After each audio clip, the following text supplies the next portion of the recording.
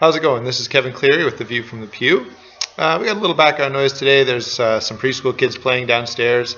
I'm going to go ahead and make the video anyway because I kind of think that might add some pleasant background noise. I kind of like kids, and the sound of them playing is a pretty pleasant thing as far as I'm concerned. So we're going to go ahead. This video is going to be about something that probably is not unique to me. I'm sure most of you watching will have a similar experience, be kind of going, yeah, that happens to me too.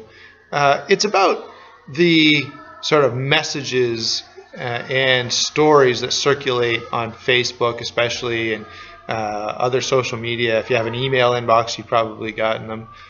Usually they'll be about some famous celebrity or some influential political figure, and they'll say, oh, here's a big quote from a recent one was Robin Williams about how to fix the country, and another one was about Bill Cosby talking with the youth of today, and I got one recently about a judge who said some things to a youth who was in his courtroom. And the common theme between all of these is they sound really good, and you kind of go, oh yeah, that's a good message and people really need to hear it. But it turns out that person never said any such thing. That courtroom didn't exist. Even related to products, you get these. I recently got one with like 40 things that WD-40 was good for, and I did a little bit of research, and it turns out most of the things on the list would be not good to use, and some of them were even unsafe.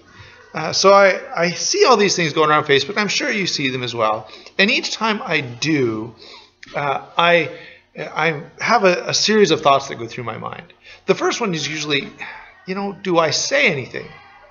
And that's because most of these posts, the person who put it up there was encouraged, and boy, they really want to share this with others, and it makes them feel good. So by saying it's not true, am I harming them in some way? Am I diminishing their quality of life by saying something you believe and maybe something that's encouraged you isn't entirely accurate?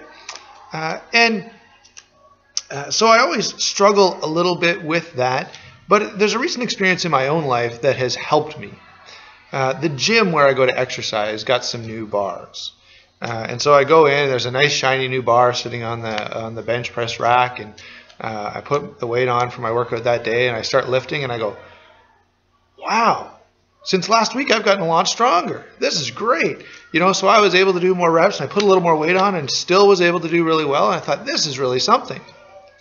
Well, after a couple of workouts, I began to be a little suspicious, so I took the bar into the room, into the change room where there's a scale, and weighed it. Well, it turns out the bar is about 10 pounds lighter. And as soon as I weighed it and kind of thought about the situation, it reminded me of the nature of truth and why we believe what we believe. It would have been a lot nicer, maybe, to go on thinking that was a 45-pound bar, when in fact it was about a 35-pound bar. But it just isn't true. And so, for me at least, I'd rather know the reality. I'd rather know that that's a 35-pound bar and adjust my thinking and practice accordingly. The same is true of the stories that circulate on Facebook and various other things. And here's where, and probably most of you go, yeah, that sounds pretty good.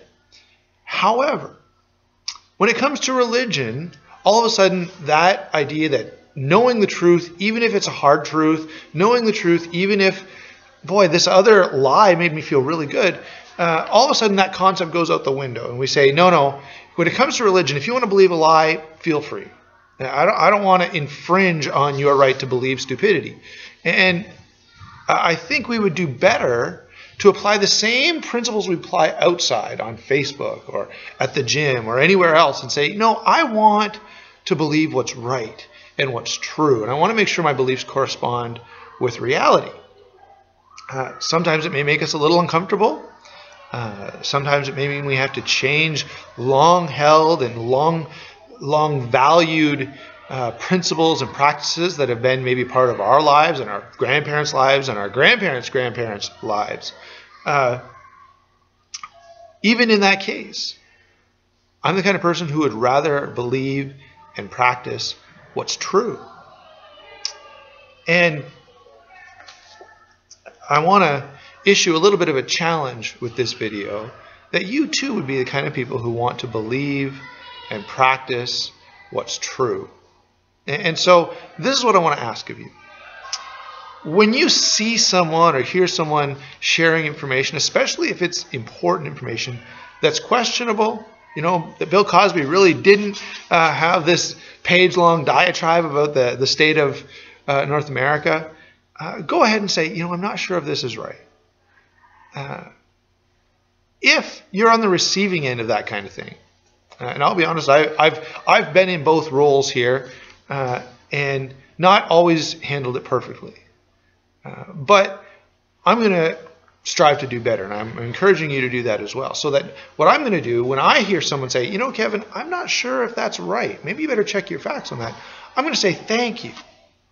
Because you're helping me to base my beliefs, my opinions, and my practices, most importantly, on what's true.